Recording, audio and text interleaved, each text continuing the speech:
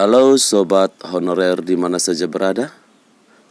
Semoga dalam keadaan yang sehat-sehat selalu dan juga dalam lindungan Tuhan Yang Maha Kuasa.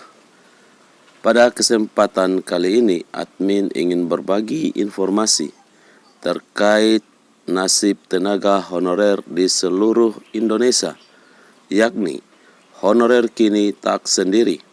DPR siap bela tenaga pengabdi sampai ujung. Alhamdulillah.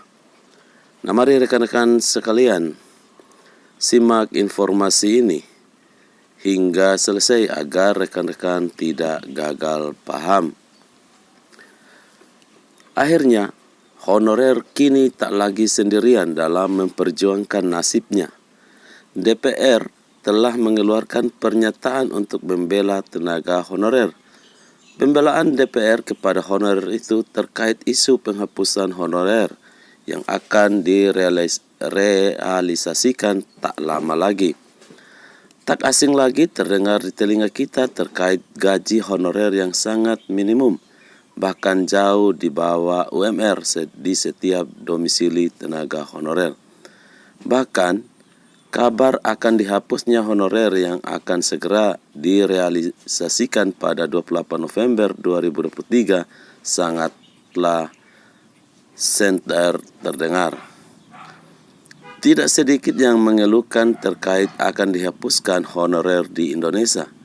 Sebab apabila penghapusan honorer tersebut terrealisasi tanpa adanya kebijakan untuk honorer, maka akan berdampak pada penurunan tingkat ekonomi yang akan dialami oleh honorer. Menimbang hal tersebut, akhirnya Wakil Ketua Komisi 2 DPR RI angkat bicara terkait penghapusan honorer yang akan terjadi. Junimart Girsang memberikan pernyataan terkait kebijakan penghapusan honorer tersebut.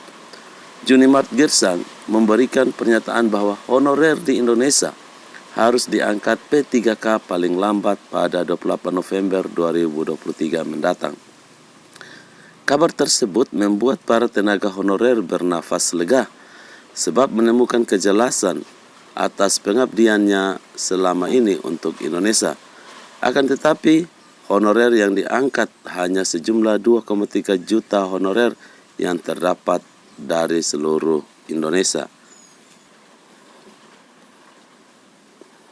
2, juta honorer tersebut berdasarkan database yang telah terekam di BKN atau Badan Kepegawaian Nasional.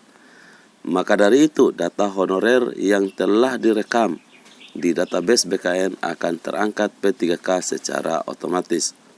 Adapun 2,3 juta honorer untuk diangkat P3K tersebut meliputi para pendidik, tenaga kesehatan, penyuluh, tenaga administrasi, tenaga kebersihan, satuan polisi pamung praja atau satpol pp serta tenaga honorer lainnya.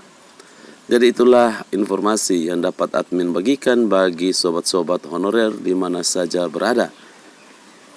Kita harus bersyukur karena ada pihak-pihak yang mau membela rekan-rekan, sobat-sobat sebagai tenaga honorer. Semoga pembelaan perjuangan DPR dalam menyelesaikan tenaga honorer dapat membuahkan hasil. Semoga bermanfaat dan bagi rekan-rekan sekalian, admin ucapkan terima kasih.